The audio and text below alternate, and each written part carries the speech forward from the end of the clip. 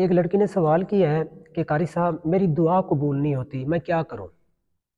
دیکھیں میرے بھائی، بات یہ نہیں ہے کہ جیسے آپ کا دل چاہے آپ منہ اٹھا کے آ جائیں، اللہ تعالیٰ سے مانگنا شروع کر دیں، اللہ تعالیٰ دعا قبول کر دیں گے۔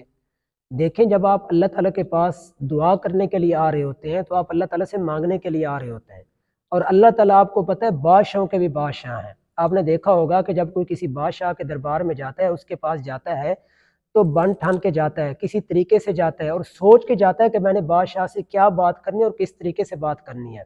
اسی طرح جب ہم اللہ تعالیٰ کے پاس آتے ہیں، مسجد میں آتے ہیں، اللہ تعالیٰ سے مانگنے کے لیے آتے ہیں، تو اس کے بھی ہمیں اللہ تعالیٰ اور اس کے رسول صلی اللہ علیہ وسلم نے کچھ طریقے بتائے کہ اللہ تعالیٰ سے کیسے مانگنا ہے، پھر اللہ تعالیٰ دیتے ہیں۔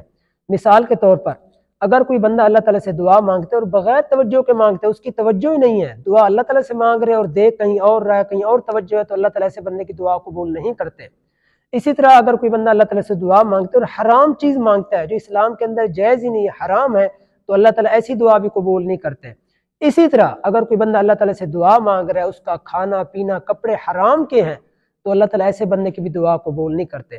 اگر آپ اللہ تعالیٰ سے مانگتے ہیں، ٹھیک ہے، اور اگر آپ اپنی دعا قبول کرانا چاہتے ہیں تو اس کی چند شرائط ہیں۔ پہلی شرط یہ ہے کہ آپ اللہ تعالیٰ کے سامنے آئیں، آپ کا کھانا پینا اور آپ کے کپڑے حلال کے ہونے چاہیے۔ دوسری شرط یہ ہے کہ جب آپ اللہ تعالیٰ سے مانگ رہے ہیں تو آپ کی پوری توجہ اللہ تعالیٰ کی طرف ہونی چاہیے۔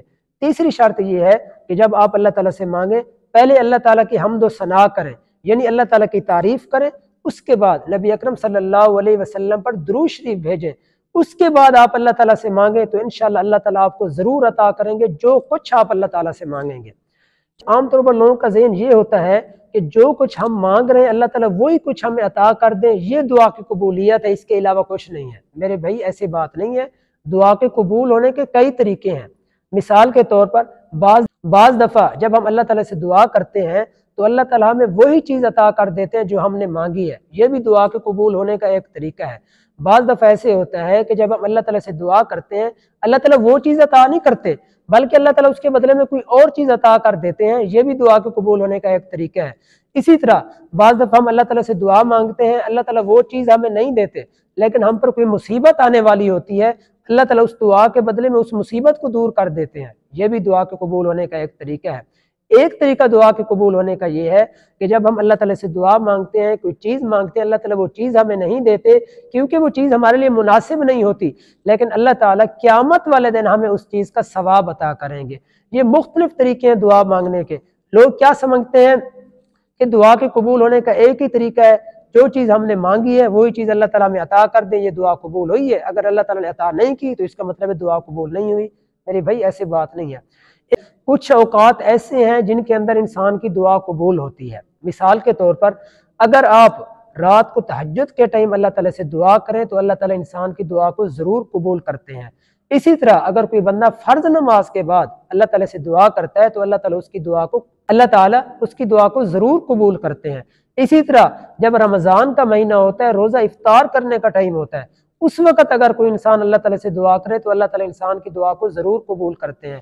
اسی طرح جمعہ والے دن جب سورج غروب ہو رہا ہوتا ہے، غروب ہونے سے پہلے جو وقت ہوتا ہے، اس وقت اگر اللہ تعالیٰ سے ہم دعا کریں تو اللہ تعالیٰ ضرور دعا قبول کرتے ہیں۔ اسی طرح چند لوگ ایسے ہیں جن کی دعا کو اللہ تعالیٰ قبول کرتے ہیں۔ مثال کے طور پر ماں باپ کی دعا اولاد کے حق میں قبول ہوتی ہے، استاد کی دعا شاگرد کے حق میں قبول ہوتی ہے۔ اسی طرح جو بندہ مظلوم ہوتا ہے، جس پر ظلم ہو رہا ہے، مثال کے طور پر جو بندہ ناحق قید کے اندر پڑا ہے، اس بندے کی دعا کو اللہ تعالیٰ قبول کرتے ہیں۔ اسی طرح جو بندہ مسافر ہے، جو بندہ سفر پر گیا ہوا ہے، وہ بندہ اگر دعا کرے تو اللہ تعالیٰ اس بندے کی دعا کو بھی قبول کرتے ہیں۔ اسی طرح جو بندہ جہاد پر گیا ہوا ہے، مجاہد ہے، جہاد کر رہا ہے، وہ اگر کسی کے لیے دعا کرے تو اللہ تعالیٰ اس کی دعا کو بھی قبول کرتے ہیں۔ اسی طرح اگر کوئی بندہ کسی مسلمان بھائی کے لیے دعا کرے، اس کی غیر موجودگی میں، اس کو بتائے بھی نہیں، تو اللہ تعالیٰ اس بندے کی دعا کو بھی قبول کرتے ہیں۔